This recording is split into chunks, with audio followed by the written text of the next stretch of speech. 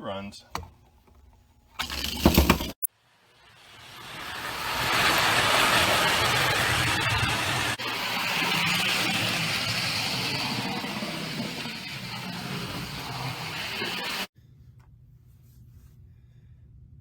Well, welcome back to another episode of My Junk and Stuff Garage.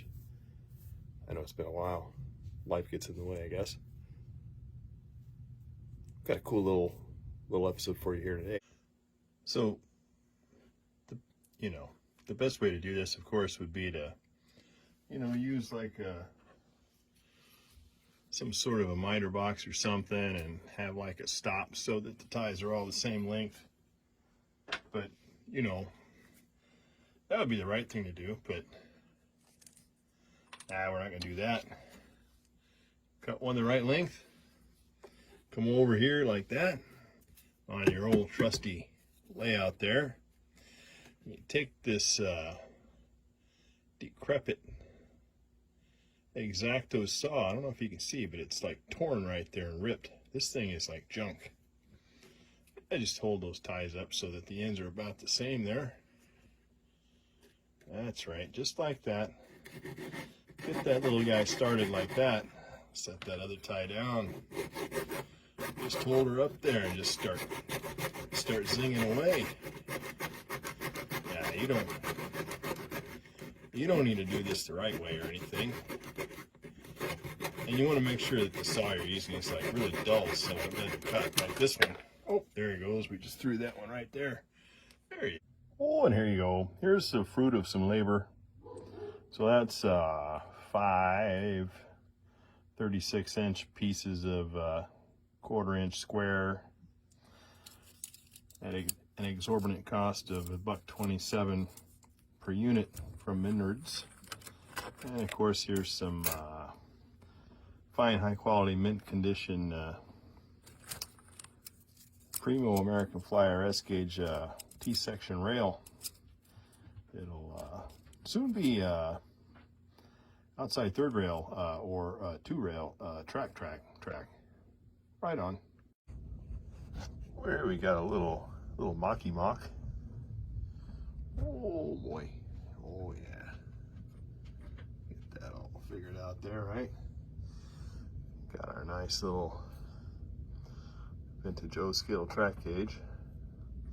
And of course that lines you up on where the third rail post needs to go as far as distance from the rails. All right, so clearly I didn't need to get another sticker 10, but hey, that's what we're looking like. Well, here we go. We're gonna make a real mess of this. We got some ties, we got some wood, and we got some glue down there. I guess you can't really see it, but you're gonna see it in a second. So just hold on.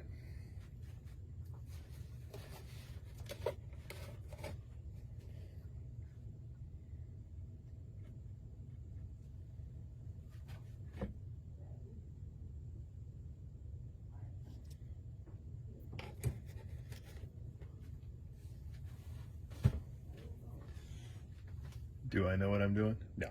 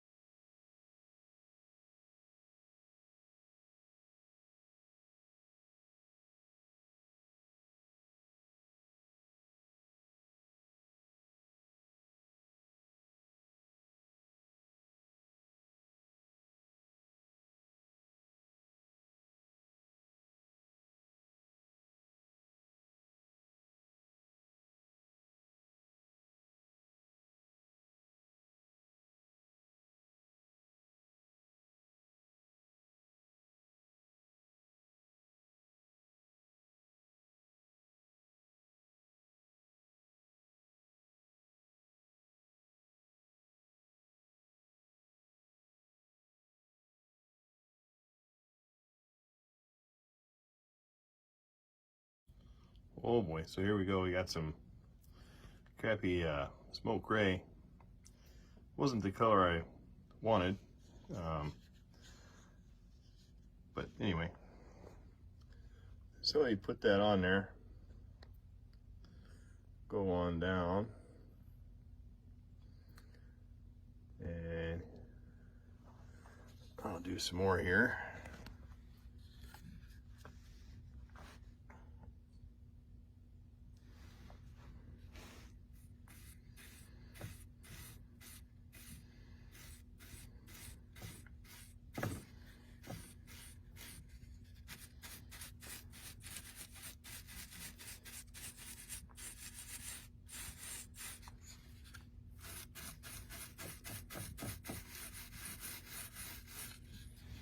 So you get the general idea. And go there and get the sides and stuff, in case the ballast doesn't go that high.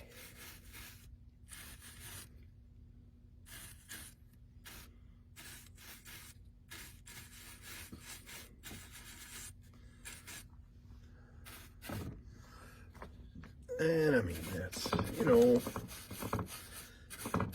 that's pretty much it.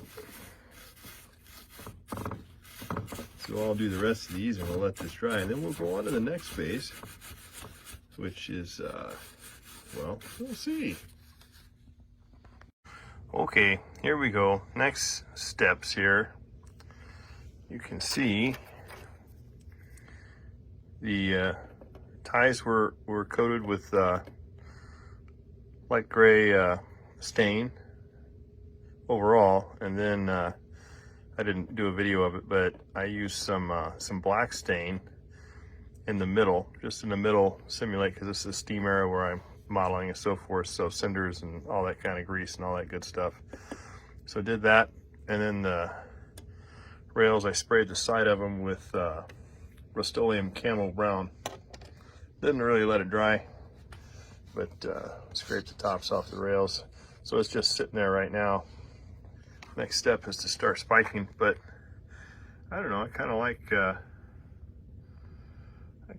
the look of the gray. Gives the ties that weathered appearance, and then of course the black in the middle, you know, you can see it's not uniform or anything, so you get that different splotchy kind of appearance in places. So I really like that. And so I'm gonna do the wrong thing again, and got a bunch of old crappy HO scale 1/4 inch spikes. I think you're not supposed to use those because they're not supposed to hold the rails down too well, but I got them, so I'm going to use them. And this is just an experiment anyway, so what the heck.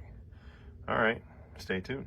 All right, so here's a quickie update here. So using nothing but these junky HO spikes,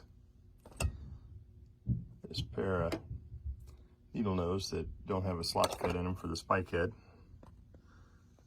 and the old trusty 500-year-old low scale track gauge that just happens to fit the top of the American Flyer rail perfectly. Starting to spike this stuff down. You know, it's not perfect. Trying to keep them centered on the ties, and I guess I haven't quite got that. Biggest problem I found is, at least initially, I had trouble with even with the gauge. I would spike right next to it, and because I put a couple on the outside and put them in at an angle, I was putting pressure because of the angle, right? As you push that in, it tends to want to do that, and so I was putting pressure on the rail, so when I popped the gauge off, it would get narrower, right? So kind of had to work a little bit with that, trying to figure out how the best way is to do that, and I've gotten to where I've been putting the inner spikes in and trying not so much to do that, more so this or or vertical, but I'll put inner spikes in and then put the outer spikes in, and I feel like I'm having a lot more, wow, that one's kind of tight right there. That pops right on, so it ain't too bad.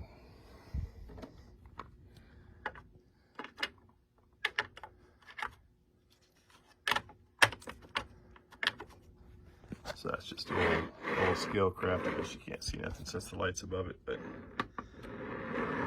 that's kind of where we're at. So again, this is an experiment, so this will be probably like a test track or something.